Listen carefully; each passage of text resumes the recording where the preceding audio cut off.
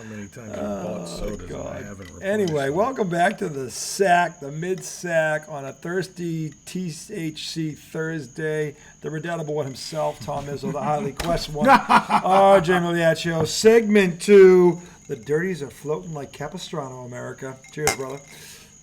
And trust me, if you think Betty and Jobu and Yoda took the night off, I got a surprise for you. Working overtime. So we are live here in the mid-sack in a almost mid to late August. The pennant races are heating up. Preseason week 2 has begun. And I saw something earlier today, boys and girls, that made me throw up in my head. As most of you know, by now, Hard Knocks has taken a trip up to East Rutherford. Buckle your seatbelts. And now, to be fair, this is what a good friend he is. He has warned me on more than one occasion not to watch this. At least this part. Did I do that? Yeah, you did. You did the other night, too. Because the first segment of this was supposed to be the Aaron Rodgers Love Fest, which I took it on its word. Did you say the first segment? Just listen to First 2 episodes. All right, well, just hold on. Entire episodes. So he said this. Everybody has said this, but I hadn't seen 1/10 of a second of this. And then today, and this was, by the way, this was an accident. This was not on purpose. Today, I'm scrolling through my feed, and all of a sudden, what pops up? The first thing I see is standing in a field, almost like he's on a pilgrimage, if you will, is the Jets head coach, and they cut to the audio, and the first thing you hear, and he's walking towards someone. And he's just shaking his head. He goes, man, that was a hell of a throw. That was the kind of throw that can change an entire locker room. Did you feel it? I felt it. And all of a sudden, this assistant coach comes into the picture. He's like, oh, I felt it. He's like, yeah, Hall of Fame quarterbacks, they don't change a thing. Oh, no, being sarcastic. And then all of a sudden, it starts going to this highlight reel of the greatest athlete North America has ever seen. Okay, fuck North America, the world, if you will, the world. Setting this up. They're setting this up to get. Was the equivalent of Hercules. This was what this was. Okay, storming Mount Olympus, taking out immortals, and smiling while he did it. Okay, the tape cuts to, of course, Aaron, overrated Rodgers, throwing a perfect pass to a third stringer against a fourth stringer, and of course, did he throw a football through a needle in a haystack? This was on his ass, backpedaling on his cheeks, needle in the haystack, throwing it through the needle in the haystack. That's what this was. So they show about 6 or 7, and every time they show one, then they cut to some person to tell us just how great the man was behind that throw. And I'm sitting there going, okay. And now, after that, ESPN is rolling. And they're having a discussion on First Take about which quarterback in the AFC East has the most to prove. And this girl, Amber, whatever her name is, doesn't matter, claims that it's Mac Jones. The other 2 guys on the panel, who are, by the way, former NFL players, so what the hell would they know, are both looking at her going, have you ever heard of Aaron Rodgers? And she's throwing this. He won a Super Bowl. He has nothing left to prove. He's a 4-time league MVP, blah, blah, blah, blah, blah, which, by the way, that is voted on. And I call it America's sympathy vote because the guy who wins that usually doesn't win anything else that year. His team underachieves, but they won't point the finger at him. It's the coach. It's everybody but him when they fail. And in Aaron Rodgers' case, that could never be more true because it's never his fault. It's everybody else around.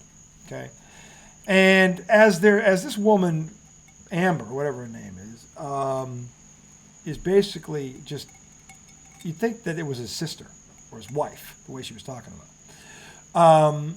So Orlovsky and Douglas are looking at her going, this is not a martini toothpick. No, it's not. Well, the glass is too big. Anyway, so as they're just staring at her going, are you kidding me? Matt Mac Jones has the most to prove, and before even Harry Douglas could open his mouth, it was almost like in Office Space when they talk about Peter Gibbs, one of the straight shooters, and then the guy goes, yeah, I have to disagree with you there. He's been having some trouble with his TPS, and the one guy's looking at him like he could melt him with his eyes, and the other guy goes, I'll take this. So before Douglas could open his mouth because he's staring at him, fucking Orlovsky goes, hold on. You understand that Mac Jones has never had a number one receiver, right? Well, you understand that Mac Jones last year was being coached by Matt Patricia and Joe Judge, right? Yeah, but you understand. Oh, he did. He did. He said this to her about Mac Jones, saying Mac Jones. He said the thing about Matt Patricia. Yeah, he did. He said it was his offense was being run by two defensive coordinators. He goes, it was the stupidest way to ever run an offense in history. And you're telling me that Mac Jones, he goes, Mac Jones hasn't been set up to succeed yet. Aaron Rodgers has been set up to succeed for 18 fucking years. He's been to one Super Bowl. Yeah. And you're going to tell me it's everybody around him? And then he flashed his record. Yeah, he started out 4-1, and since then he's 7-19. Was 4-1 the Super Bowl year? Yeah. Well, the year before, years. Yeah. So he was 4-1, and then, I'm sorry, he's 7-9. So basically, he's 11-10. That's his playoff record. This God, this man who shoots bolts of lightning from his ass. This guy. So, skill-wise, he's amazing, though. Listen, he is. You know how many examples I could make of skill and how it doesn't matter? No, I'm not saying he's the best quarterback of all time. He's not even close because he's got the one thing that you're supposed to have to get to that level, talent. Everything else that matters, he's missing. He's a horrible leader. He's doing this now because the cameras are on and the Jets have given him everything. Everything. In fact, he just asked. You don't think any of it's genuine? No, I do not. Because you know why? Because I have 17 years of evidence to prove the other way. You're going to tell me this guy suddenly took a pay cut when he never would what before? What happens if they can't get the O-lineman? I'm saying they haven't. That's why he took the pay cut. I know why he took the pay cut, but the bottom line is it took him 18 fucking years to figure this out. I know, but what happens if? Or was his ego going, "Fuck you, pay me. That's your job." What if they don't mine. get anybody in? The Jets, with that money that he gave up, I think have he them, turned sour? I have them second. You have them first. And by the way, the reason I have them second is not because of Aaron Rodgers. It's because of their defense. I am banking on the fact that Aaron Rodgers couldn't be worse than the guy he's following. He couldn't be. He couldn't be. Me too. He couldn't be. Me too. If Aaron Rodgers is just average, the Jets are going to make the playoffs. They should win 11 games. And I got news for you. He's going to be average. He is. Fine. I think that's that'll get them in, but then once they get in, here's the problem. Then they get in. And they'll get in, but they won't have home field. He couldn't win. He couldn't get to the Super Bowl when he had home field. Now he's not going to have it in a loaded conference like this with all these quarterbacks? Think about these quarterbacks. Obviously, there's Mahomes. There's Joe Burrow, who's been to a Super Bowl. There's Lamar Jackson, who finally has some weapons. There's the kid from the Chargers. Are you kidding me? You didn't even say Trevor. I didn't even say Lawrence from Jacksonville. There are more landmines in this conference than there ever were. Josh Allen, I'm not even talking about him. There are more landmines in this conference now than there ever was in his 17 years in the NFC. Because Tom Brady wasn't in that conference for 17 years. Eli Manning was. Yeah, Eli Manning, Drew Brees, and give me somebody else. Give me somebody else in that conference who in that time span. Matt Stafford. I mean, Matt Stafford was in his division on a shit bum team. I'm saying he might have been the third in that time. You're making my point. Yeah. Now. Tony Romo. The great Tony Romo. I've never done anyone that mattered, Tony Romo. The greater Kirk Cousins. Mr. Mediocre RG3. Himself. Mr. RG3. Had to put up with that. My point is, America, Aaron Rodgers couldn't do it when he had all the it was all stacked up for him. Russell Wilson. He was good during that time. Was he as good as Rodgers? No.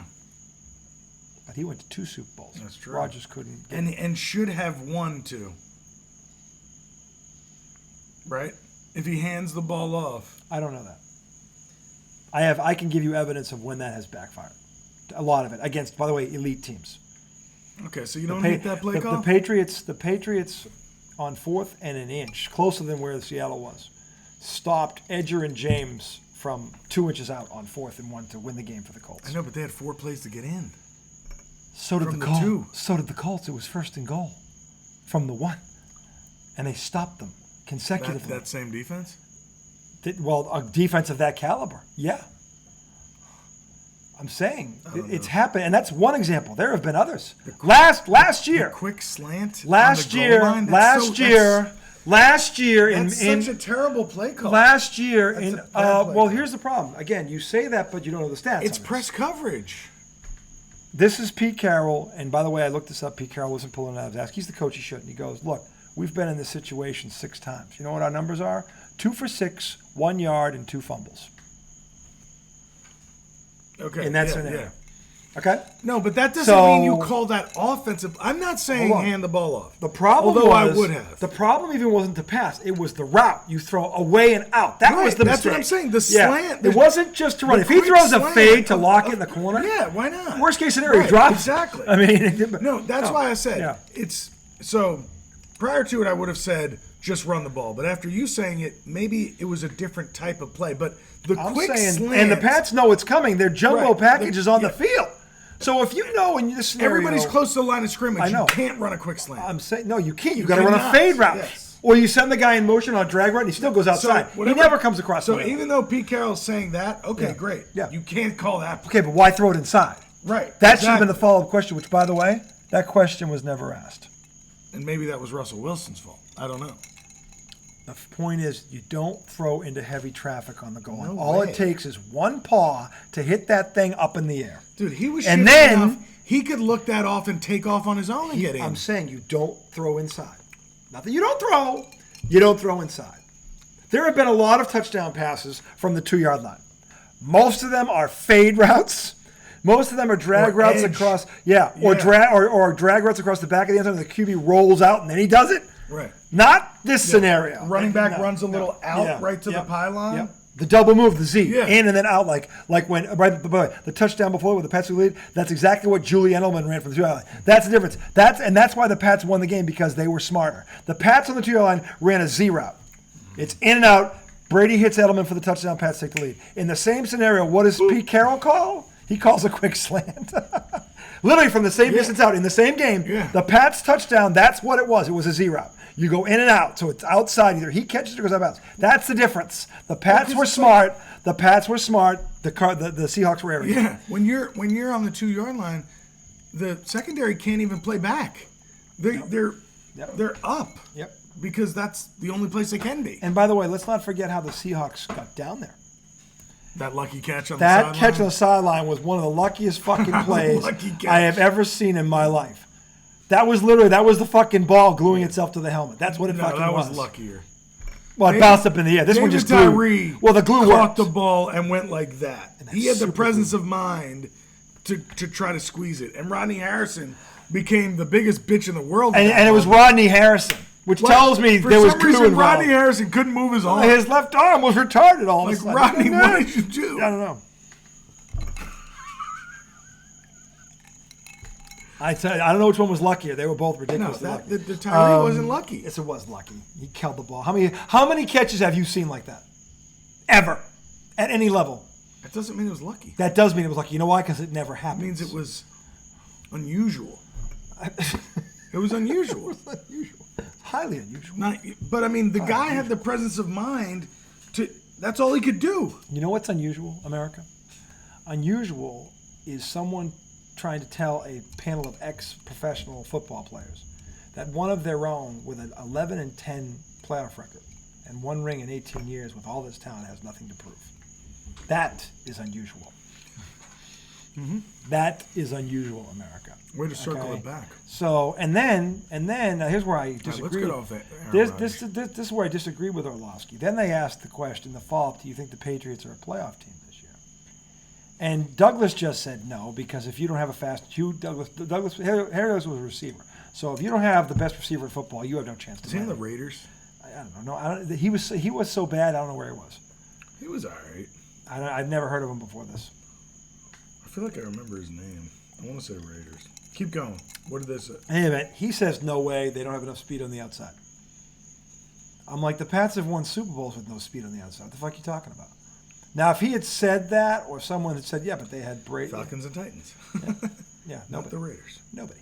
Anyway, chalk up. How many Super Bowls do they have between them? Real quick. Oh, 0. That's right.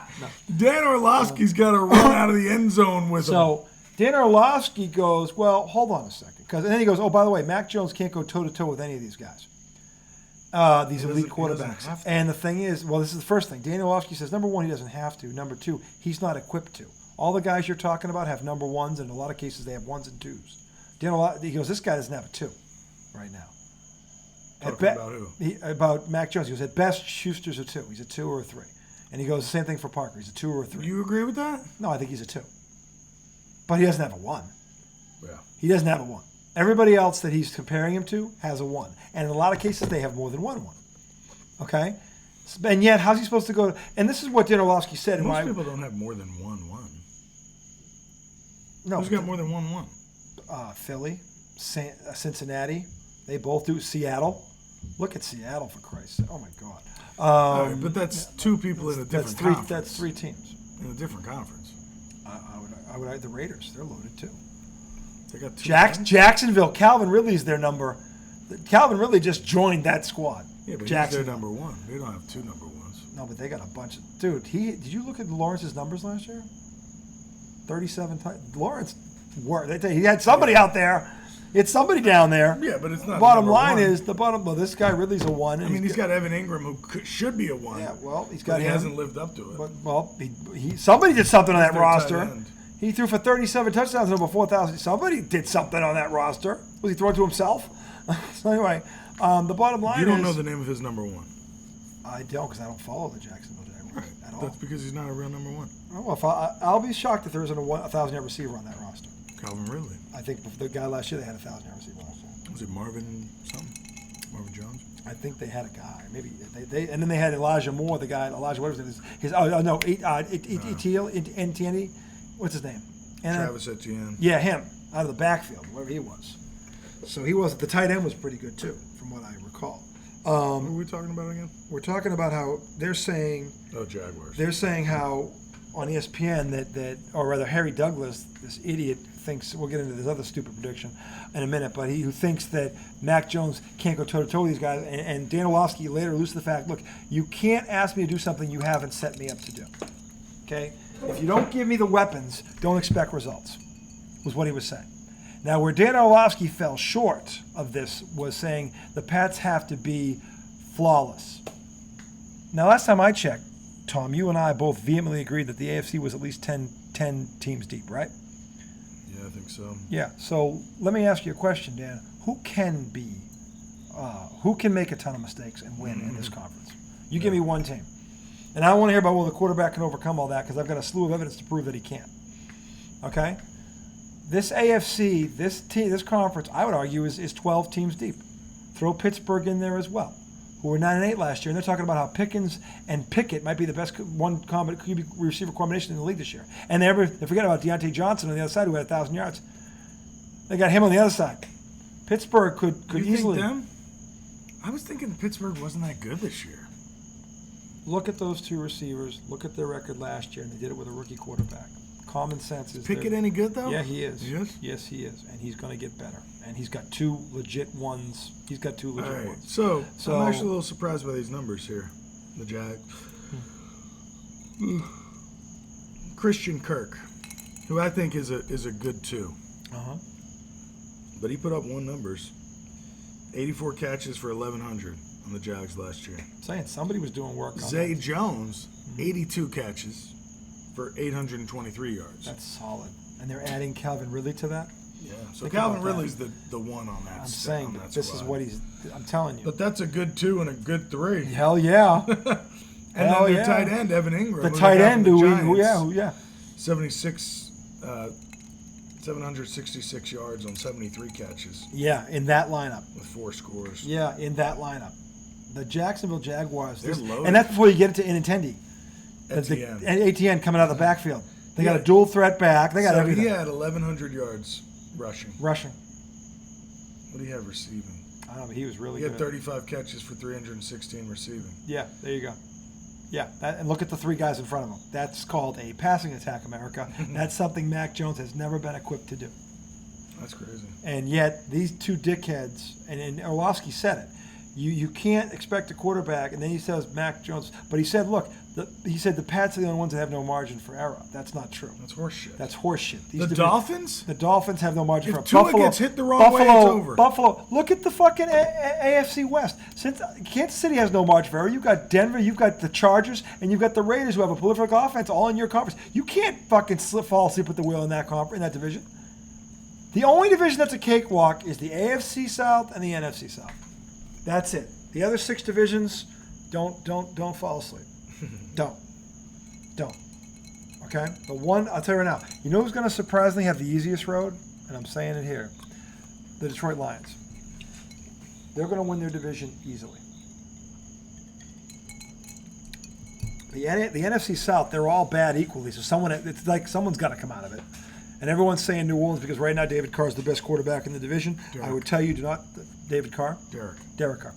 I would say don't sleep on the rookie Bryce Young because they are setting him up that the tight end's going to help him. They've got a running back. Who is their tight end? Schultz. No, we messed up when we said that. Where'd he go? He went to Houston with C.J. Stroud. Oh, C.J. Stroud. Okay. Yeah, that'll help him. Yeah, when they played the other night, I saw his name and I was like, "Fuck!" I thought he went. But Carolina, I think they brought in some veterans. They brought in some guys to help him. The bottom line is don't sleep on that kid because all he does is win. That division's wide open. The Saints I give an edge to, not so much the quarterback, but I think their defense, at least historically, has been the best. Them and Tampa have the 2 best defenses. Who's that? New Orleans and Tampa in that division are the 2 best defenses. Can you call Tampa's defense good anymore? If they're healthy, yeah, they haven't been healthy in 2 years. To be fair, they haven't been healthy in 2 years. When they were healthy, yeah, they're going to be. If they're healthy this year, they're going to be good. Problem is they've got what's his name? It was Thielen I was thinking of. Thielen, yeah. So they brought in a veteran receiver. Yeah, who's but proven. But he's supposed to be their number 1, which. How old is he? I think he's over 30 at this point. I think he's 32. Right? I want to say he's 32. I could be wrong. It could be more, but I think he's 32. Maybe he's 34. He might be 34. He's somewhere between 32 and 34. The point is, Dan Orlovsky was saying the Patriots had no margin for error, and I would argue there are 11 teams. There are 11 teams in the AFC that don't have margin for error. 32. 32. Okay, so he's right at the end of his prime. Dude, in the NFL, it's a fucking in every sport. It's a thin line between 101 wins and fucked, or in football, 12 wins and fucked. Yeah, and you look at these divisions, 6 of them are very competitive of the 8. And I would argue that the NFC South, because everybody's equally bad, it's going to be competitive too. No one's going to walk away with that division. Jacksonville and Detroit, to me, have the easiest roads. And one's the AFC South, one is the NFC North. I think Chicago will be better. 2 people picked Minnesota to finish dead last, by the way. You did. Yep, not just me, but 2 people on ESPN today, 2 experts. Lewis Riddick and Orlovsky have them finishing last. I think Joel's saying the same thing about Minnesota. Well, they don't have a defense to begin with. They never did, and they had 9 one-score wins, and now they're They just picked up another receiver. Yeah. They just picked up another receiver. Yeah, but who's running the ball? I don't think they need to run. Okay. So that already terrible Cousins will get defense. his ass beat. So that already terrible defense is going to be on the field more now. Okay. That's going to work. Good point. No, so let me ask you this question. They say you don't have margin for error. They said the Patriots don't have Right. margin for error. I know, but it's so ridiculous when you think about, when I think about the divisions that I think are kind of wrapped up already. I think about the Chiefs, and I think about the Eagles. In a way, every other division is up for grabs. I don't think the Eagles have anything wrapped up. I do. That's because you're a negative Giants fan. Maybe you're right. But I would tell you that the Cowboys and the Giants both got decidedly better on paper this year than the Eagles did. The Eagles might have broke even, and the Eagles lost both their coordinators. Okay. I hope that means a lot. I'm just saying. I still say Philly and Dallas, from a talent perspective, are even. The difference is the quarterbacks. That's why Philly has the edge there. The Giants haven't caught up in terms of talent, but I would argue their coach is better. And I think that they made moves to get significantly better than they did in the offseason. Does that mean they're better than the Eagles? No. But I don't think the Giants are going to get walked over this year either. Right, but I don't think they can compete. I think they'll lose by I think the Eagles are going to 10 come. points. I think the Eagles are going to come back to the pack. I hope you're right. I think they are. Because I think the Chiefs and by the way, Eagles, last year the Eagles were incredibly healthy. They really didn't suffer a significant injury all season long. And I got news for you. And I got news for you. You don't do that 2 years in a row. especially when you played more games than anybody you don't else. avoid the injury bug 2 years in a row. They're gonna lose somebody at some point, too. Well, and it's going to be somebody significant. But that being did you see said, Reddick needs thumb surgery already? yep, he might He's gonna be return back for the first. Yeah, That'd be big news for Mac Jones if he's not in there, or even if he is with a bad thumb. His first game back, he probably won't have practiced for a month. Where's he going to be? What kind of shape's he going to be in? Probably not. Well, He's not going to be his thumb, so he should be. Yeah, but you have cardio. to rush the passer. I know, but I'm saying like he should be able to keep himself in shape. It's not like he. Yeah, he sprained can do his cardio, knee. but he's not going to be hitting because he can't do any contact drills. You're right, and he's going to wonder if he's going to rip that thumb. I'm saying, and that's his first game back. I wouldn't expect the guy's his first game back after that. That looks good for y'all. I still think the Eagles win because until Belichick proves to me he can stop him or contain a mobile quarterback, because his record against mobile quarterbacks is atrocious. It's worse than his regular record. But if Tom Brady's not his quarterback, he has one win against a mobile quarterback, and that was in a monsoon in Buffalo, a nor'easter. That's the only time he's beaten a mobile quarterback since Tom Brady left. But all I'm trying to say is this: outside of those two divisions, I think NFC West. I think an argument could be made for the Seahawks. Yeah, that's not going to be because if Purdy, he played 6 games and he looked great, but then he got hurt. Who knows what he's going to be like? He didn't get a normal injury either. That's a bad one. That's not a normal football. Elbow, right? Yeah, elbow. His throwing elbow. Not good. So the Seahawks could be better than they were last year. The Seahawks added firepower. They got that receiver from Ohio State. Right. I'm telling you right now, that receiving core is as good as any in the league. They're top. I think they're top 3. So I mean, if what's his face? Who's the QB again? Teddy. No, not Teddy. Teddy. I'm not thinking Teddy. Because he's another. He won NFL most comeback player of the year. Not Teddy Bridgewater. No, the dude from. The guy from West Virginia. What the he was stuck in the league for 10 years. He was drafted by the Jets. Yeah, why? How? He ended Eli's Iron Man streak for nothing. Was it something with an R? I forget. Hold on. Rome? Seattle Seahawks starting quarterback. Oh my God, it's going to be embarrassing. I'm going to laugh. It's going to be embarrassing. Why am I saying that? Romy? Rico? No. Geno Smith. Geno. That's African American with an Italian name. That's right. I love guys like that. Remember Mario Ellie? Mario Ellie looked like my Uncle Tony. I swear to God. I believe it. He looked just like my Uncle Tony. So, and I was like, this guy's name's Mario Ellie. He's fucking Italian. In any event, Aaron Rodgers has a shit ton to prove. He's got a shit ton to prove. They brought him there to win a Super Bowl America, not get bounced in the second round of the playoffs. And if that's what happens, it's an absolute fucking failure. Okay? They have to win the Super Bowl. Getting to the AFC Championship is not enough. No, you didn't bring Aaron Rodgers in here to do that. You bring in a guy like that to win the Super Bowl. Because that's who he's supposed to be, America, even though he's rarely been that. Okay? And then as if this broad wasn't dumb enough, now it's, Patrick Mahomes, and Douglas actually started this, says that now Patrick Mahomes only has to win 5 Super Bowls to surpass Tom Brady as the GOAT. What a line of shit, America. What is that? May I? May you what? May I please? Oh, yeah.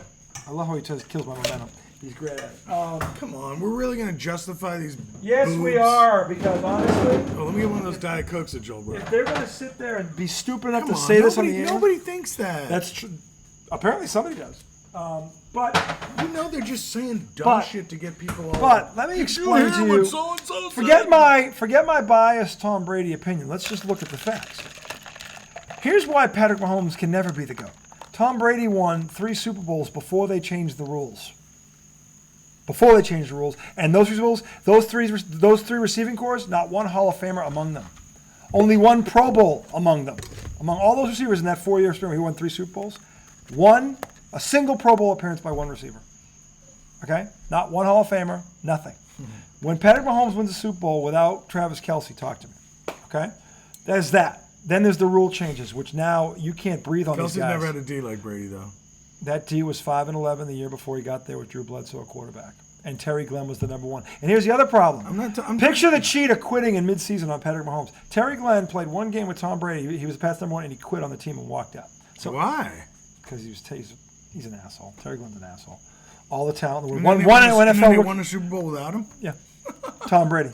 Tom fucking Brady. Thomas Patrick Edward Brady.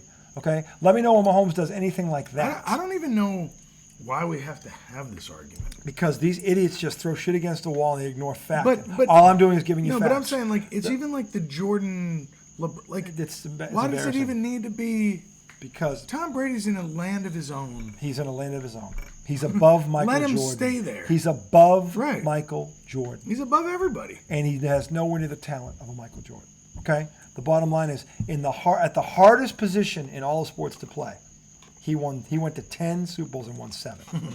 Okay? And he did. He won 4 Super Bowls without Randy Moss and Rob Gronkowski. Yeah. So Joe Montana won 2 or 3 with Jerry Rice. If Patrick Mahomes gets to 15 Super Bowls, I'd consider it. Yeah, if he gets to 15. You know what I'm saying? In this era, yeah. But to say he doesn't have to win as many is ridiculous. It's just stupid. And again, and then they brought up the stats. Well, he's got better numbers. Well, yeah, it's a passing league now. It wasn't then. Now, if a guy went 7 yards in the middle, a linebacker could take him out without even a fuck and not get suspended for a week or a month. You can't breathe on him after 5 yards. Now you can't touch the quarterback. But then Brady, once it did change, Brady threw just as much as anybody else. Of course he did. Right? Brady won both ways. Yeah. So everybody's like, well, his numbers are better. I'm like, well, he's playing in a different league now. Yeah. I don't give Brady the nod on Montana because of numbers. I give it because in the playoffs, and Tom Brady, see again, they had, you could keep your superstars back in the Montana era. Now you can't. Tom Brady won 4 Super Bowls without a Hall of Fame receiver. Brady was Jeter. Better than Jeter. He was better than Jeter. Okay? Of course. And then I just mean in terms of like if Jeter came up and then in a big spot for good measure, you knew he was getting a hit. Brady in a big spot, you knew he was fucking coming through. He was hitting it out of the park. The bottom line is Brady takes a 5-11 team the next year wins the Super Bowl. Then he goes to Tampa past his prime in a COVID year and takes a last place team to the Super Bowl in the next year. And they were a top rated defense. And wins it. And he threw 43 touchdowns. Against Mahomes, which by the way should have ended this discussion. By the way, which should have ended this discussion forever. Because on that field that night for Mahomes was the cheetah, it was Travis Kelce, it was that running back. All his weapons were there. Dude, that Tampa linebacking core though, they were fucking nasty. Those dudes. Who was it? Saying they weren't. Who was it? Was it David? That same Tampa lineup couldn't make the playoffs the year before. And then last year. And then what happened when so I'm just saying, the bottom line is Tom Brady did this twice. And by the way, Patrick Mahomes is going to have to prove he can win a Super Bowl without Andy Reid because Tom Brady won it without Bill Belichick. I have not even mentioned a number yet. A passing record, I haven't even gone there yet. I've just given you because the numbers will be in the same general area. It's got nothing to do with the numbers. Right. If you go by numbers, and look at Rodgers has the best touchdown interception ratio in NFL history. But I kept saying he won't do the reason because he'll never take a chance. Aaron Rodgers would rather look good and lose and look bad and win. He won't take chances. Opposite of Brett Favre. The opposite of he took too many chances. Tom Brady takes calculated risks. He takes a risk when he has to. When he knows the game is on the line and I have to do something here. And if I don't, we're going to lose. Aaron Rodgers doesn't think like that. Aaron Rodgers is like, I can't fuck up my touchdown. I got to throw that away. Okay? And then Aaron Rodgers has the gall to get pissed off when on 4th and 8 or 4th and whatever it is, they don't go for it when in the first 3 downs you didn't gain a single yard. And when you could have run it in, but you didn't want to risk getting hit, you fucking slid. It was 4th and 8. He must have gained something. On the first 3 downs, he gained 2 yards. All right, can we get off this? I hate this argument because it's not an argument. It's not an argument. It's what it is. It's an education. All right. It's an education. Right. It's not an argument. Consider yourself all because I'm not arguing. No, I don't think they are educated. Because the bottom line is this: for all you fucking Patrick Mahomes ball washers out there, I just gave you the reasons why he's nowhere near Tom Brady. He's not in his stratosphere. He could throw 60 touchdowns this year; it wouldn't fucking matter. The bottom line, because the league is set up for him to do it. Okay. The bottom line is this, okay? But you don't have to disparage him. He has to, I'm not saying he's the best. Great he's the best quarterback in the game. I'm not disputing that. This got nothing to do with that. This got to do with comparing him to a guy. But the way you come across, instead of talking I'll about tell you how why. stupid the people are that are saying it, I am. You disparage him, which Tom, he's not out there saying it. I have not said for a second Patrick Mahomes can't play. I have not said he's not the best quarterback in the game. How am I disparaging him? Because that would be disparaging him. Okay, so you didn't say all those things right now. You I just said here's what here's what he has to do to get in this conversation is what I said. Right. He has to win it. He has to take a top-rated offense that with a losing record to win the Super Bowl the next year. Brady did it twice. He has to win without Andy Reid. Brady had 43 left Belichick and won the Super Bowl the next year. Okay, he has to win without a number one. Brady won 4 Super Bowls with no Gronkowski and no Randy Moss. He hasn't won one without Travis Kelce and or Tyreek Hill. Both those guys are ones. Okay? And he plays for an offensive-minded coach in a league where you can't breathe on these fucking receivers after 5 yards. He's got to do all of that before I'm going to listen to this. No, you know. They don't. I said to you, it's not an argument because then you'd be arguing with me. It's an education. And that's the education. All right, they're educated, though. Yeah, You've said it. So talk to me in 15 years. Okay? Then we'll see where he is. Okay? Now, back to this 15 whole... Super Bowls. If he gets to 15. Whatever. Now, back you to agree if he gets to 15, he's in the conversation. If he wins 7? Yeah. That means if he wins 6, he's not. Okay? So, 7. Okay? Anyway, bottom line. So now, no. But now we get back to this whole the competition in the AFC, and this is why I think the Giants in the NFC. I'm telling you right now, there's 7 teams. Somebody picked them. 7 teams. 7 teams make the playoffs in the NFC. I can't name 7 teams better than the Giants right now. I can name 4, definitively 4, maybe 5 at the most. You got to go Cowboys, Eagles, Detroit, San Fran. There's your 4.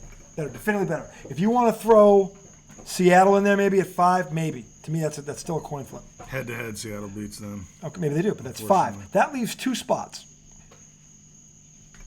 The Giants are getting one of them. They're getting one of them. If they're healthy, they're getting one of them. So, Chicago could have a good year, so you have to think about them.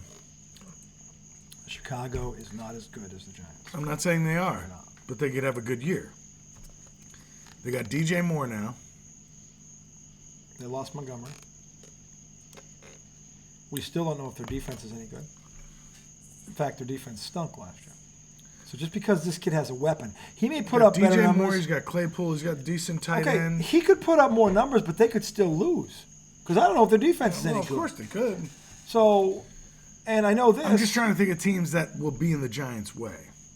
I don't think Chicago. I think there's 5 of them. It could be Washington, even though I think Washington is just risking a lot with going in there with fucking Hamill. And I don't know what is the offensive coordinator and the head coach on the same page? Obviously not. I don't think they are. The fucking head coach is throwing him under the bus. The head coach has successfully undermined him and created a problem in the locker room. Created a narrative in the media, yeah, too. Yeah, he really did. And a good head coach doesn't do that. I told you that was one of the biggest GM gaffes of this season was allowing Rivera to be the coach to start this season. I thought he should have been fired last year when he benched Heineke for that fucking clown. And then said what he said in the post game press conference. He should have never gone back on that plane or shown up at that facility again. They should have mailed him his shit. Should never let him back on the facility. Okay, but Daniel Snyder is a boob, and he's an arrogant boob, and he's too busy telling the world how great he is to actually do his job. Okay. But now he's gone, thank God. The biggest black guy in the league, he's now gone, thank God. We can start to heal a little bit. But that's who was running the ship, which is why Rivera could get away with shit like this.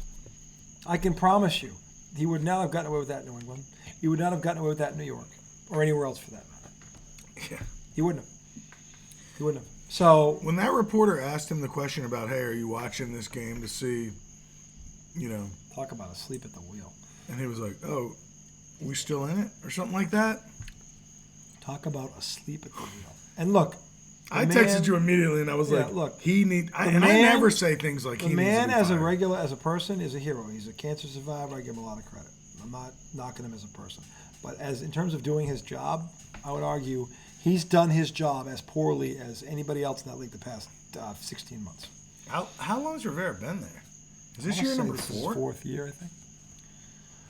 Hot seat. What the new management is doing is, all right, look, he had that asshole as his boss. Maybe. That kind of gives you a pass on some shit. Let's see if now what he does with us, because he did take a team to a Super Bowl. You can't be all bad. We can't just switch coaches here in the middle. Because this sale just finalized a month ago. You can't hire a head coach this late in the game. Carolina team was good. They were. Cam Newton was in his prime. That defense was nasty. They were. How they lost that game. But Super Bowl. But I mean, look. All right, so you got the Commanders. Yep. The Bears potentially. The Vikings are competing with the Giants because the Vikings are going to win games. Giants beat them last year on their I know. I'm not saying. I'm not talking about head-to-head who's better. I'm talking about teams that will be but they're going to play. keep them they're out going of to a play spot. each other. The Bears are going to have to play the Vikings, and the Vikings are going to have to play the Lions. And by the way, the Packers aren't going to be as bad as people think they are either, because this quarterback looks like he has a clue. Jordan Love might be good. And they got a running game. They have 2 running backs. Okay, don't sleep on them. That's going to be a 4-team race or 3-team race for second. Detroit's going to win that division. But after that, those 3 are going to beat each other up. They are. So I don't think any one of them is getting around the other. And Detroit's going to outclass all of them. So now, out west, you've got the top 2, right? And then, who is it? Arizona and who stink? the Rams. The Rams. The Rams are done. Are the Rams done? I think it's going to be a fire sale at the trade deadline. What if they win games? You got Stafford, Kupp, Aaron Look, Donald? Cooper Kupp alone did not account for that team nosediving. Their defense sucks. They have no draft picks. They have no way to rebuild it. One by one, they've let some of these guys go. Von Miller, then Jalen Ramsey. That was your So second. you don't think Sean McVay can do something with this team? He's a one-trick pony. He's an offensive coach. The year he won the Super Bowl, his defense was loaded. And it was. Von Miller was still in his prime. Jalen Ramsey was in his prime. Aaron Donald was in his prime. That's 3 home run hitters on your defense. Okay? And I got news for you. If Todd Bowles didn't fall asleep in Tampa, they wouldn't have won the Super Bowl. Mm-hmm. Because Cooper Kupp running down the middle of the field untouched on the biggest play of the season, and Todd Bowles got promoted for that. Speaks to the idiocy of this league. Because there's no fucking way that should happen. You get fired for that shit, not promoted. Cooper Kupp, the best, runs right down the fucking field. Yeah, he stepped down. Because Brady said, let him go. Brady told him to shut the fuck up at the bye week, and Tampa never lost again. But isn't that one of the stories that Brady said, I'm going to retire if you don't fire Bruce Arians? He didn't want to deal with. They fired him, and then he I came don't back. know. That could have happened. And would I have blamed Brady for it? No. Because Arians is a bumbling boob. No risky, no biscuit. Shut the fuck up. Ride just you and Josh McDaniels. Just ride. I don't know who's on which coattail. Tom's coattails. I think Belichick's a step ahead of both of you. But anyway, the bottom line is there's a lot of parity in this league right now. And when I think about the haves and the have-nots, there's a lot more have-nots in the NFC than there are haves. In the AFC, it's mostly haves and only a couple of have-nots. Because I think Pittsburgh, I'm telling you right now, there are 2 bad teams in the AFC right now. There are 2. What, Houston and the Colts. Indy? That's it. That's it. But Houston might not be that bad. I'm saying they got the San Francisco That's a defensive team coordinator. to watch. That's a team to watch. They drafted the quarterback, C.J. Stroud. They brought in Schultz from fucking Dallas, who's an accomplished tight end. Mm-hmm. They get the defensive coordinator from the 49ers. Mm-hmm. Yeah. They were in a lot of games last year. Yeah, they're going to be better. All right, so who are the other bad teams? The Colts. In the AFC, that's it. In the NFC, the whole NFC South. That's it. There's 2 bad teams? There's 2 bad teams. Cleveland is picked to finish 4th. They have Chubb, they have Deshaun Watson on offense, and they have Amari Cooper, and they're picked to finish 4th. And they got fucking Myles Garrett on defense. Myles Garrett, they're not going to miss you. And they got cornerbacks, too. Yeah, this is the thing. They're the 11th best team in the conference, for Christ's sake. I hate that team with Deshaun Watson. I feel like everybody wants him to fail. Everybody with a moral compass wants him to fail. Because he doesn't deserve this. He doesn't deserve success. For me, it's not even the wanting him to fail part. I don't think he can come back. I don't know that he'll ever be the same again. But he wants some olives?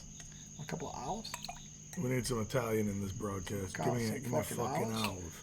Fucking olives. I wish we had the big fucking like fucking olives. Like blue cheese stuffed olives. Oh, we do. They're inside. Really? Yeah. Do you have the jalapenos? Yeah, of course I do. Oh, you scumbag. We should have been putting those in here. I didn't. Are you kidding me?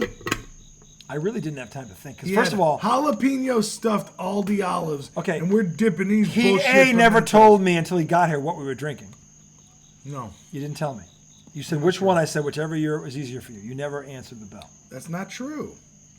I said, do you feel like drinking a Dirty Mart, or should we just stick to Yoda?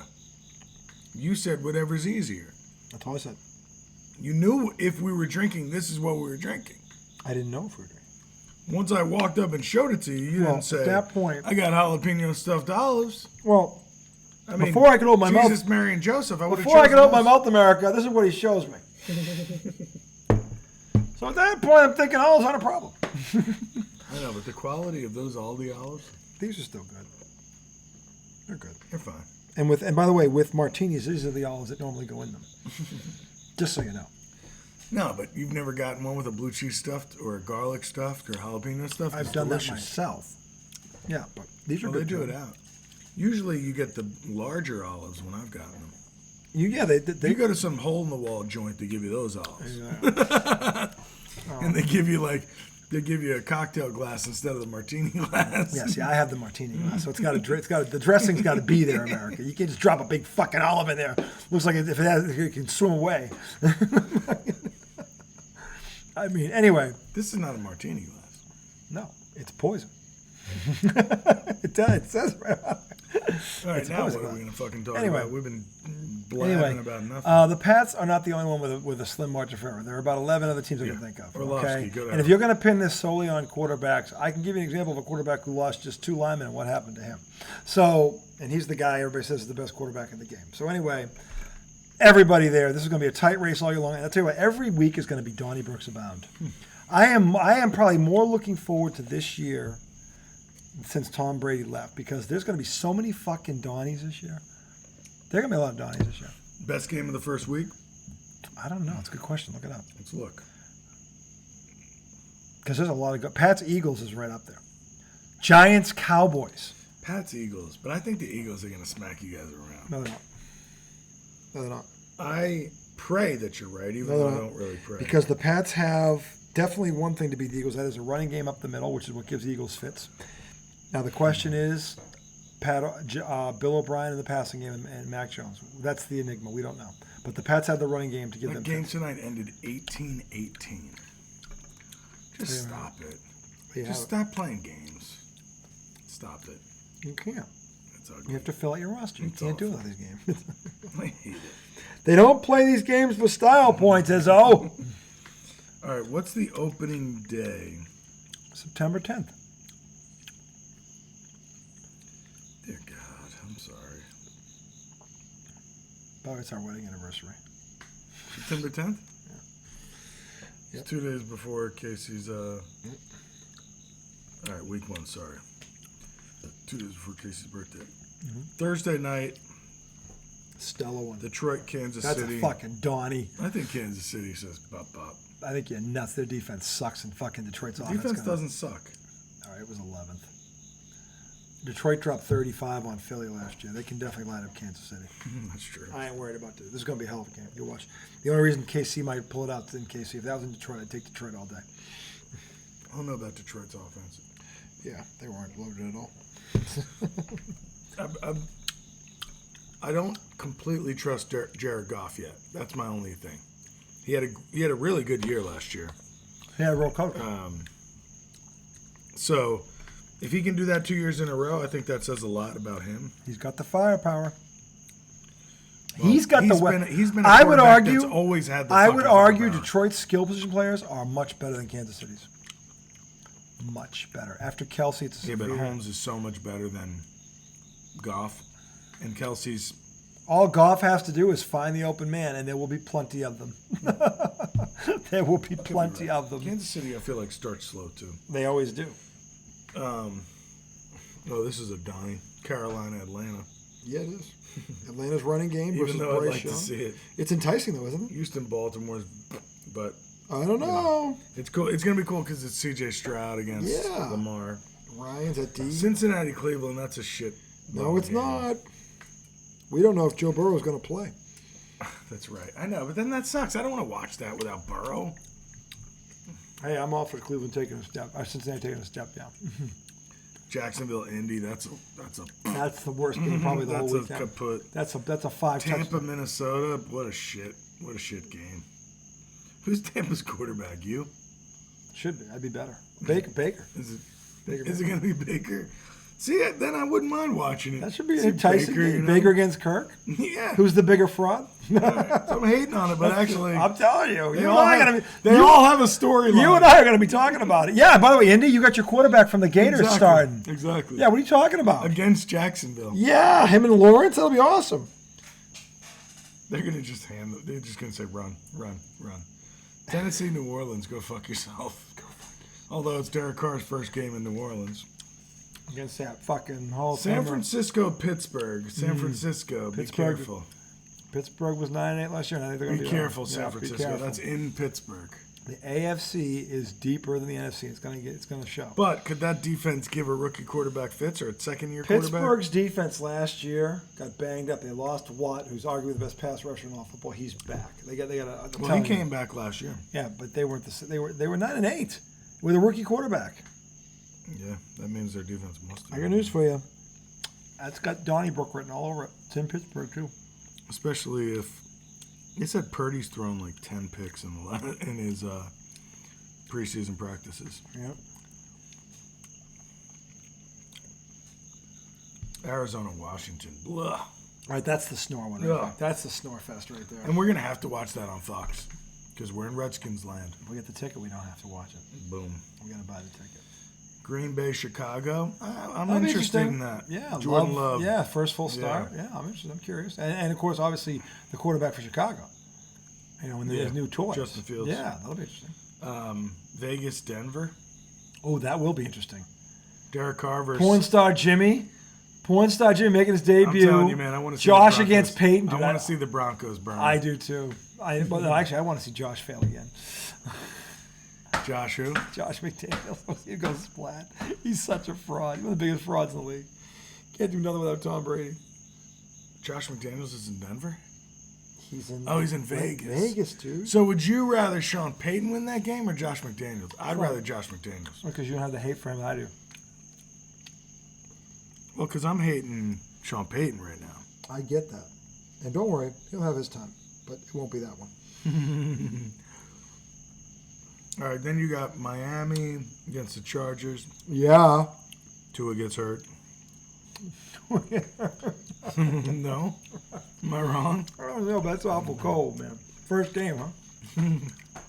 You know the Chargers. Chargers defense. You got Bosa coming off the edge. If he's there, he hasn't shown up, right? Bosa hasn't shown up in a year and a half. When he's there, he's great. I mean, they got a defensive line that'll get you. When Bosa is there, America, he's great. If Problem is Bosa's he's playing that game, I would be scared for Tua. I am scared for Tua already. You never want to see as much as Eagles, New England, CBS game. Maybe the best game of the week. Rams, Seattle. Right there, we'll see if the Rams have any shit to give. Dude, Seattle might run them. If Seattle runs them, Seattle might run them. then what you said about LA is true. Cooper Kupp doesn't play defense. And then Sunday night ends. Giants hosting Dallas. Fucking great weekend. I've got to say the Giants are going to lose to Dallas. Okay. It sucks, but Dallas, we don't know what Pollard's status is, if he's even healthy. Cowboys are already talking Super Bowl, which means they're looking past everybody but not named Philadelphia. Fucking, this is beautiful. This is set up perfectly. I really hope you're right. Just saying. It's been a long time since the Giants beat Dallas. They're due. And they're due. And the Giants got better on offense. It might be almost 5 years since they beat Dallas. I think they've beaten Philly in that time. And then the week ends On Monday night. Monday, September 11th, Yeah. with Josh Allen versus Aaron Rodgers on Monday Night Football. My God, that's a good Monday nighter. I'm telling you. That is a great Monday That is nighter. great. They open up with Detroit and Kansas City, and they close with Boom. Yeah. NFL gets one thing right, scheduling. Yep. Sunday nighters, Giants, Dallas. Yeah. And as long as the Giants show up, that's going to be a fucking banger of a game. I'm telling you, the Giants are better than they were last year. 4:25 game is Eagles, New England. That's fucking Badani. I'm telling you. That's a pretty good first week. I think it's a pretty good first week. Now, problem is Pittsburgh, San Fran. I'm going to miss the Philly, New England game. Why? Because I just signed me and Janice up for pickleball league. Sunday nights at 6:30. Why the fuck would you do that? I'm trying to lose weight, man. Oh my god! I'm They have a trying to Saturday exercise. league. They didn't. But the Saturday league I can't do because we got. Dude, my life is getting busy as fuck. Kids are playing sports. Maddie just got a job. I know. I heard. Gymmers. That could be a problem. So I need that competitive exercise in my life. It's fun.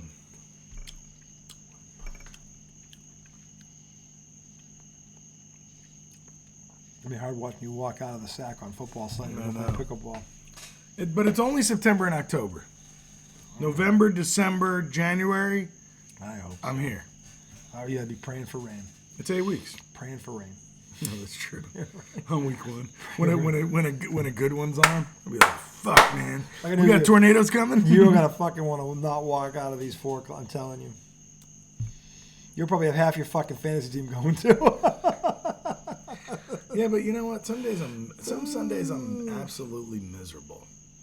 Especially like when the Giants lose and I lose in fantasy. Ugh.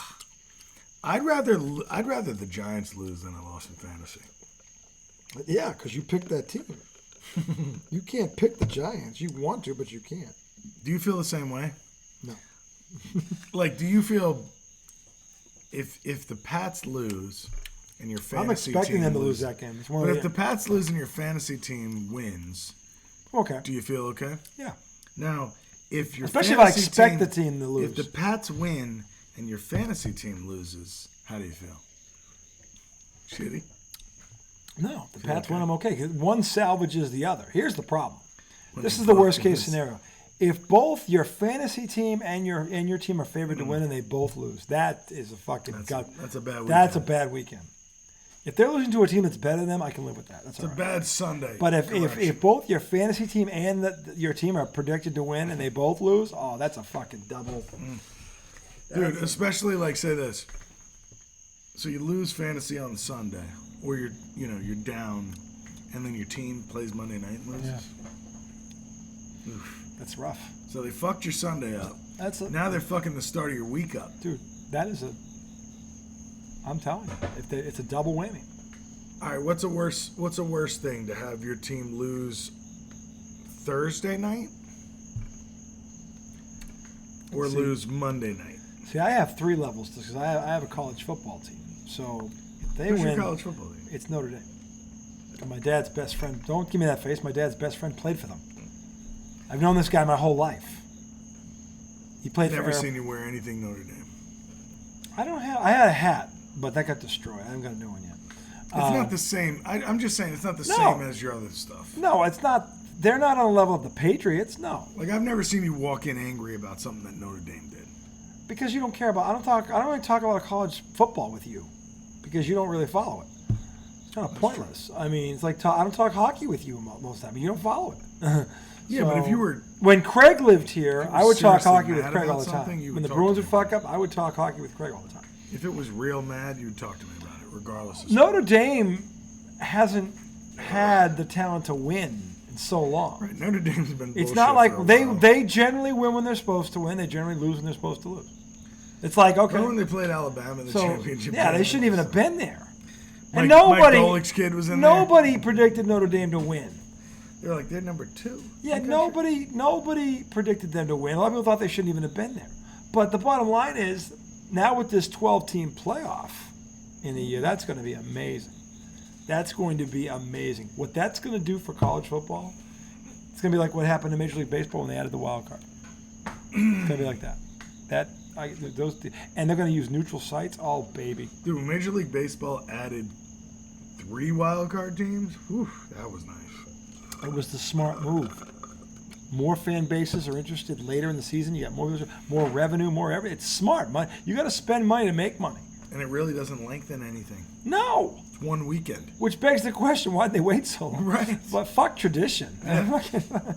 Please. Tradition is overrated. It's nice to talk about, but you can make it better, make it better. That's making it better. Keeping more teams involved. And that's the thrill of what. Why do we watch sports? Because there's always the chance that David can beat Goliath. On any given day of the week, there's always the chance that David can beat Goliath. That's why we watch sports. And it's happened. The slingshot is locked. It's loaded. Boom. There's too many examples of why we Down watch. goes You Goliath. you don't see this in any other capacity when you think about it. You mean sports? Where the willingness to watch. The underdog winning. You don't see it very often in anything. But in sports, you see it every fucking weekend there's an upset. Yeah. If you think about it, and this is just football, every fucking weekend somebody goes down that wasn't supposed to. Well, I mean, I like the point you made last year. Is that more games in the NFL, and I think, I can't remember who you quoted, but more games are lost than they are won. Yeah, that's true. And every weekend, and I mean, look, I love football. I love watching football, but I don't know football the way I know baseball. Sure. But after I don't you know said, baseball the way I know football. Right. But the way, after you said that, the more I watch, and I'm noticing that in a lot of sports. It's when true. I play pickleball. A lot of... There are more unforced errors in every game than there are good shots. But see, that's the human element. Right. And that's the thing that makes sports. That's why sports is so intriguing. Right. Because... But there are some sports where the games are won more, like basketball. Right? Talent usually rises. Exactly. And maybe that's because there's less, less. But I would argue when you've got teams of equal talent, then it comes down to who plays better up here. Sure. But I'm talking about in terms of like whether games are won or lost. Yeah. Because even if you're using up here, that game is won because basketball more than any other professional sport, the higher seed generally wins. Right. Well, any of the other four. There's less chance. There's involved. less chance because in that game the talent rises to the top, and whoever team with the most talent generally wins. Yeah.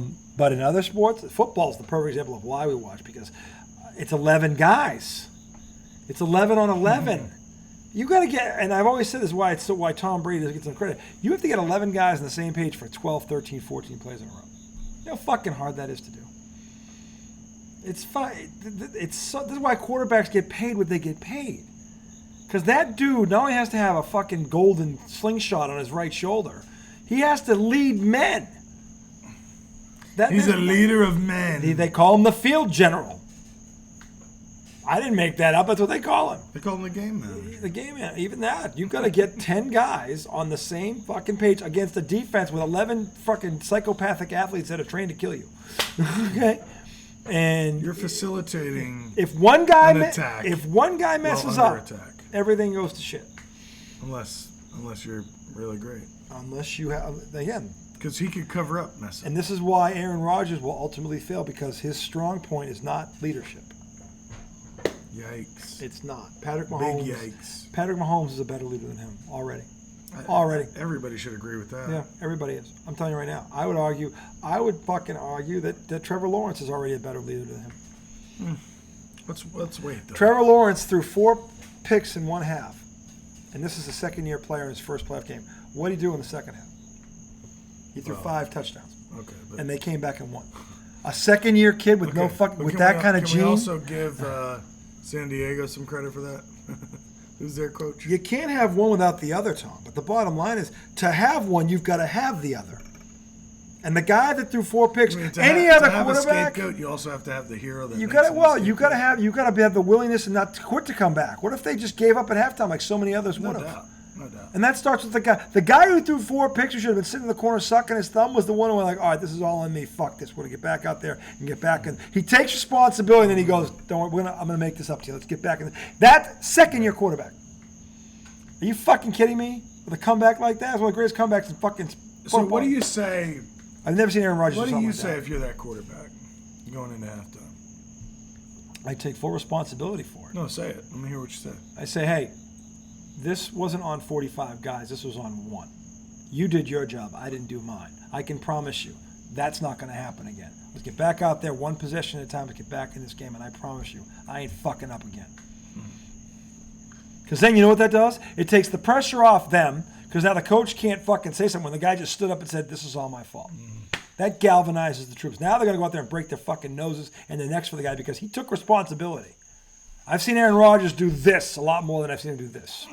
Last year with the rookie receivers, per example. Oh, man, he was not good. What a dickhead. Oh, yeah, well, they're dropping the ball right now, and they're not fucking saying, hey, look, I got to be better. He said there needs to be accountability. All right, hold them accountable. You're the motherfucker at the top.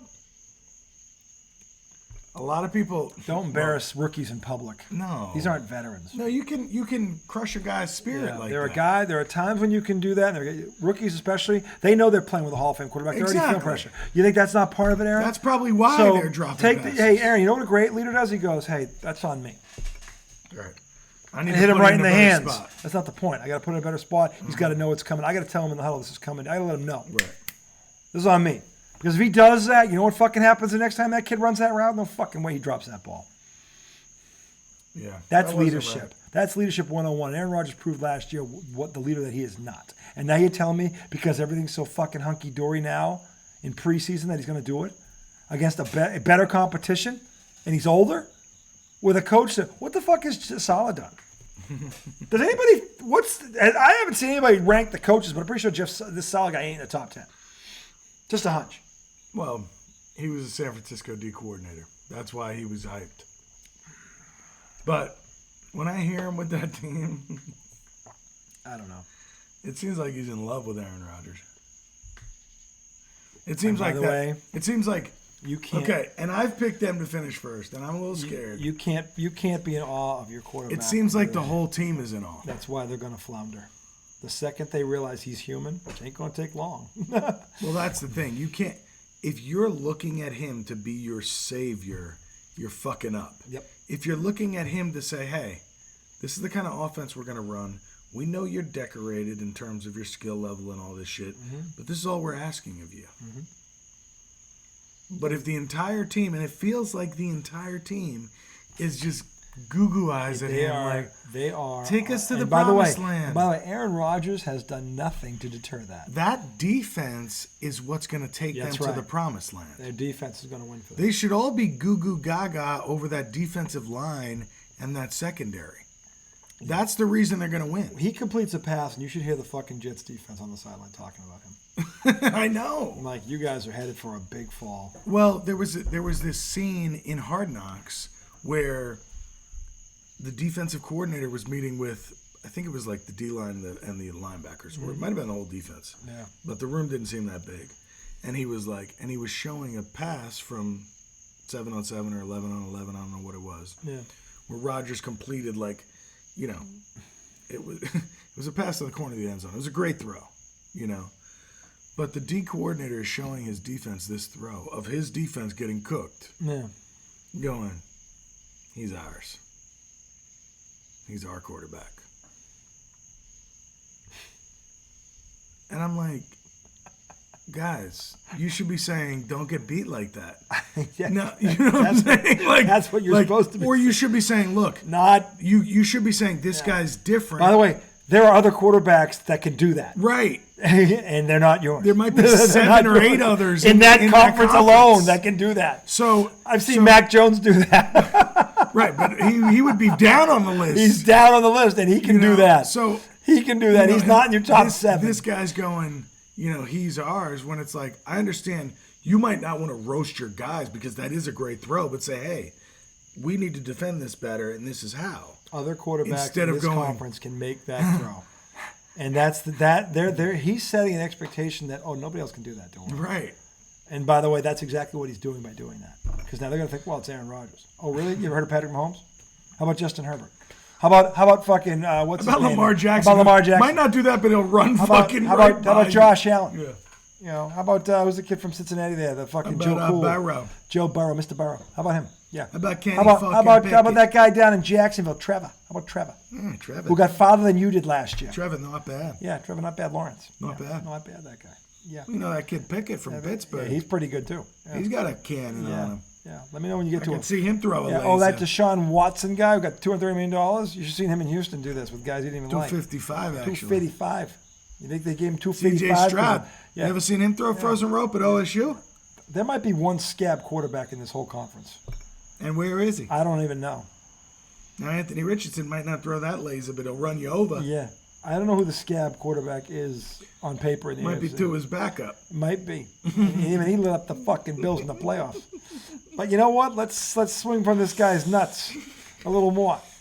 Dude, so watching that on Hard Knocks has It's beautiful. has made me scared. It's beautiful. Because I picked them to be one. I said this all along. That coaching staff has shown me nothing, and they're showing me so much right now.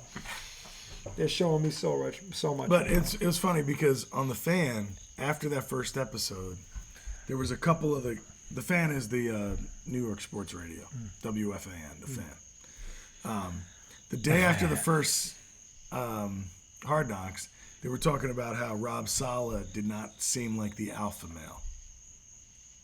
He didn't. Right. On what I saw. Right. So what you described, he same sounded thing. like the He was a fan. girlfriend who was let to fall over with her legs in the air. Exactly. That's what he sounded So like. Not a head coach. So they were like, look, not a head coach. they were like, Brian Daboll, if Aaron Rodgers was there, he would not give a fuck. No, he would not. He would Because he's not. seen Tom Brady. Right. He would not. He would not even flinch. And they're like, with Rob Saleh, and they said, look, every coach doesn't have to be the alpha, but it seems to work better. Yeah, but he can't ride bitch. Right, exactly. He can't ride bitch on a motorcycle. He's got to be at least equal. He's got to at least be. What are you doing when you fuck up? And Aaron throws 3 picks. You're going to give him a pass? So then the guys from the Fan, the guys on the radio, they went to Jets training camp because they have to go to Giants and Jets. And it's always great because they kind of have to like fess up to shit they've said on air when they're talking face to face with these guys. Yeah. And the one guy said, and I mean, the guy's literally like me or you, like, but more like me because he's further away from D1 sports.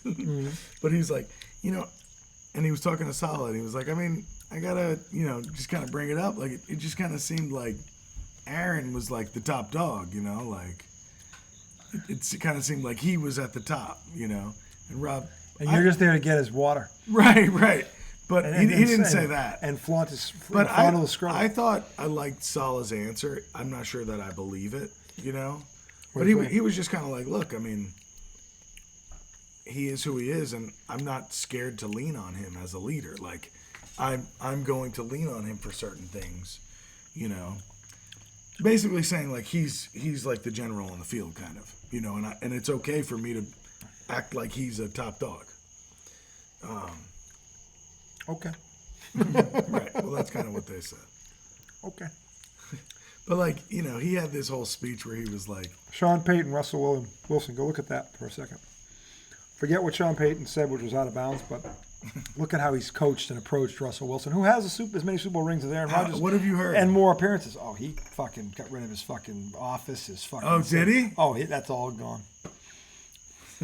I remember when they asked him the question about personal trainers. Yeah. He's like, so are players going to have personal coaches? And he was like, no, we have our own coaches. Because I think Russell Wilson had his own coach. He did. What happened to him? It's Diva. He's from Richmond. He played high school ball in Richmond. Did you know that? Yeah, you told me before. Yeah. Diva. Anyway. Which is interesting because and Sean Payton doesn't want his field general to be a diva. He wants to be a blue collar guy because he's got blue collar guys around him. See, divas. Seemed like Wilson was that. See, if a diva is a wide receiver, you can get away with that because he's on an island. If he does whatever he does, he's kind of by himself. That's fine. But when your diva's your quarterback, that's tough. That's a fucking problem. You think of any diva quarterbacks that won? Joe Namath. Look at Joe Namath's stats. He was a diva. And I'm not talking about it wasn't a passing league. Bad. It's got nothing to do with it not being a passing league. His stats are awful. Hideous. And he's in the hall, right? Yeah, they're awful. Dude, did you see that Tom Coughlin got stumped? I don't even know how many times he threw for more touchdowns and interceptions in a season. I think it was twice. Really? Yeah, look at his stats. You're fucking like, dude, what do you think about Tom Coughlin getting snubbed? What, for the Hall of Fame? Yeah. That's the asshole award. You think he's Hall of Fame worthy? He won 2 Super Bowls. Turned Jacksonville around. Won at Boston College. And he won a Super Bowl on the Giants staff with Belichick, right? And Parcells? Parcells. Yep. I mean, that's a pretty good career. He's Hall of Fame worthy. There aren't many coaches with multiple Super Bowl rings as a head coach. He's one of them. Right. So exactly. Yeah, right there he gets it. Right there he gets it. Yeah. So anyway. All right, let's look at here. Name and stats. Yeah, we'll watch this. You look at this and it Okay, changes. so we're going to say TDs to interceptions. Yeah, look at those. Take a good look at those. All right, And so- look, I'm not talking about like in terms of volume because it wasn't a passing league back then. But in terms of efficiency, oh my God. 60-70 threw for 4,000 yards, Yeah, 1 year. 26 TDs and 28 picks. That was probably his best That year. That was in '67. That was probably his best year. Yeah. His first year in the league, 18 TDs, 15 picks. Yeah, read this. Second year, 19 TDs, 27 picks. Keep going. His best year, 4,000 yards, 26 TDs, 28 picks. Now he's getting older and not better. 68, 15 TDs, 17 picks. Keep going. Yikes. Keep going. 69 when they won the Super Bowl, 2,700 yards, 19 TDs, 17 picks. Yikes. That's considered good for him. It Great seems for him. like Keep going. There's in more. 70 and 71, he only played 5 games each. The Rams. It was 1 year. No, the Jets. Then he got traded to the Rams, I think. After Not that. yet. Okay. That's later. So Okay, yeah. 70 and 71, he played 5 games each year. Oh, no, I'm sorry, not 5 games. Jeez. He had 5 TDs. And how many picks? Good God. He played in every game. Mm-hmm. Oh, dear. They were only playing 13 games. Yeah. 5 TDs, 12 picks. Yeah. 5 TDs, 6 picks. Yeah. 19 TDs, 21 picks. Ugh. 5 TDs, 6 picks.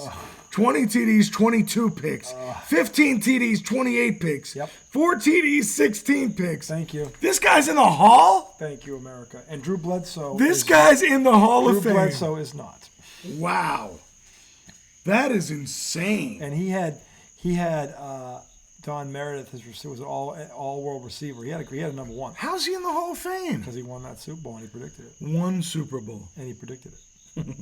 It was the Thanks, AFL. Joe. It was Thanks, it was Broadway the Joe. AFL NFL merger. It was the first Super Bowl, and he beat Johnny U. I mean, that's great. He beat Johnny You know, U. that kinda reminds You me beat of Johnny Eli. U, you get in the Hall of Kind of Fame. reminds me of Eli. Eli beating Tom, you get in right there. Although Eli at least had Better number. larger numbers, but maybe that's because of the passing No, but league. all I expected from that era was efficiency. At that point, it's not about No efficiency. None. This is inefficiency. Inefficiency. It makes Brett Favre look like fucking Tom Brady. Right. It's unfucking believable. Or Joe Montana. It's unfucking believable how bad he was. But he was a character. You know? And he made a prediction that everyone thought he was nuts, and he called it. When you call your shot, he's one of the first guys to really call his shot, by the way, and deliver on a big stage like that. Well, you had Muhammad Ali. I said he's one of the first. He's not the only one. Muhammad Ali's the other one in that era. But the thing is, once you do that, you're immortalized. Because at that time, the AFL was considered far inferior to the NFL. And here they are in a matchup of the Super Bowl, and this fucking juggernaut with the fur coat says he's going to beat Johnny U, and he does. All right, let's That changes the let's world. look at Tom Coughlin's stats. Not great. Is he above 500? Yeah. Then he's in. And he has 2 Super Bowl rings. He's in right there. So, Jacksonville from 1995 to 2002. Yeah. 7-8 year tenures right there shows you you're successful. Yeah. But let's look at the numbers. Yes, let's do that. First year 4-12. Second year 9-7. Look at that. Big improvement. Yeah, 5 games in 1 year. And this is an expansion franchise. Yeah. 4-12, 9-7, 11-5, 11-5, 14-2. Yep. Hall of Famer. But then 7-9, 6-10, 6-10, 6-10. Well, 7-9, 6-10, 6-10. Then he goes to the Giants in 04. 6-10 his first year. 11-5 his second year. 8-8, 10-6 in 07. That's the year they win. Super Bowl. 12-4 in 08. 8-8, 10-6 in 2010. 9-7 in 2011. And they win it. I didn't realize they were 9-7 that year. Yep. 9-7 in 2012. No, this is wrong. Here it is. 2013, 7-9. 6-10, 6-10. Then he gets fired. Final numbers? Final numbers are 170 wins, 150 losses, 531. Playoff record? That's a good question. Let me see. He won 2 Super Bowls, so we know he's got at least 6 wins. Maybe 8. Because they were not division. They were not the 1 or the 2 seed. They didn't have a bye. Probably got at least 8 playoff wins right there.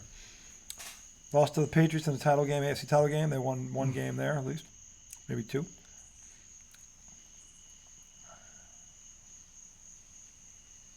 Sorry. That orange phone again. It's always the orange phone, America. You had a problem with my orange phone? I had a problem with its lackadaisical approach to stat searching. That's the user. That's not It's the phone. laissez-faire It's not the phone. approach. 12-7 in the postseason. There you go. 2 Super Bowl wins. Boom.